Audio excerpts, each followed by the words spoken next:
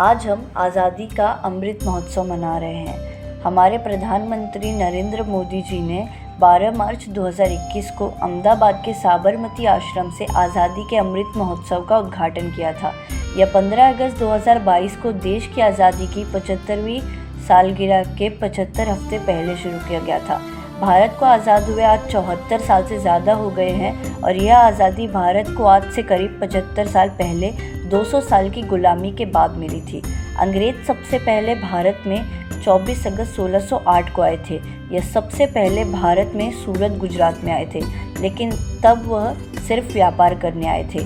7 साल बाद लगभग 1615 में उन्होंने सूरत में फैक्ट्री खोल दी और तब तक इन्हें पता चल गया था कि हमारी आपसी एकता और ताकत को और कोई नहीं, सिर्फ हम ही तोड़ सकते हैं। तब उन्होंने डिवाइड एंड रूल यानी फूट डालो और राज करो इसको अपनाया और वो कामयाब भी हो गए।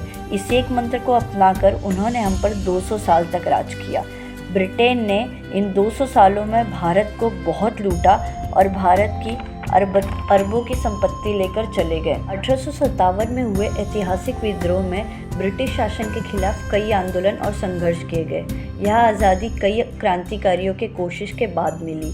अंग्रेज़ों को भारत से बाहर निकालने के संघर्ष में देश के कोने कोने से लोगों ने भाग लिया। उनमें से कई लोग भारत को अंग्रेज़ों के अत्याचार से मुक्त कराने के लिए अपने प्राण भी त्याग दिए।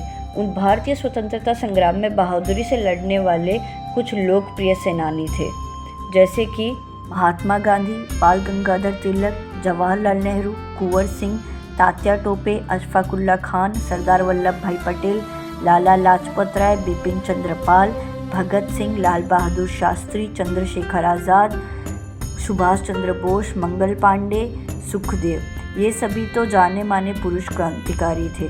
के अलावा कुछ महिलाएं भी हैं जिन्होंने स्वतंत्रता संग्राम में काफ़ी अहम भूमिका निभाई है, चाहे वो स्थानीय स्तर पर देश के लिए लड़कर हो या पुरुषों के साथ मिलकर। कुछ भारत की शीर्ष महिला स्वतंत्रता सेनानी हैं, जैसे कि रानी लक्ष्मीबाई, एनी बेसेंट, कस्तूरबा गांधी, सरोजनी नायडू, बेगम हजरत महल, कमला नेहरू, विजयलक्ष्मी पंडित, सावित्रीबाई फुले, किटू रानी चिन्नम्मा। लेकिन कुछ ऐसे भी योद्धा हैं जिनके बारे में हम में से शायद ही किसी को पता होगा, जैसे कि तिरोध सिंह। इन्होंने खासी पहाड़ियों पर नियंत्रण के लिए अंग्रेजों से लड़े। दुर्गाबाई देशमुख, इन्हें भारत की लौह महिला के नाम से जाना जाता था। बिरसा मुंडा आदिवासी स्वतंत्रता सेनानी थे।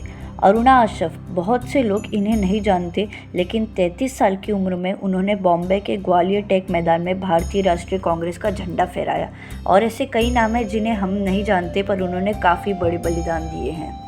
देश को आज़ाद हुए आज 74 साल से ज़्यादा हो गए हैं और इन सालों में काफ़ी बदलाव भी हुए हैं। आज़ादी के समय एक आदमी की सालाना कमाई 274 रुपये से बढ़कर 1,26,000 रुपये से ज़्यादा हो गई है।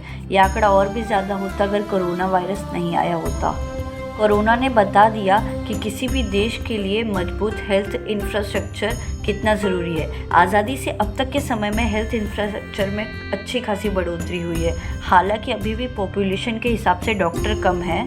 पॉपुलेशन, इनकम, एजुकेशन, हेल्थ के अलावा क्राइम भी देश में 8 गुना बढ़ा है। जिस तरह 15 अगस्त 2022 को हम इंडिपेंडेंस डे की 75वीं सालगिरह मनाएंगे, उसी तरह 26 जनवरी 2022 को हम गणतंत्र दिवस की 72वीं सालगिरह मनाएंगे। 26 जनवरी 1950 को ही संविधान लागू हुआ था। 26 जनवरी को ही भारत एक लोकतांत्रिक देश बना।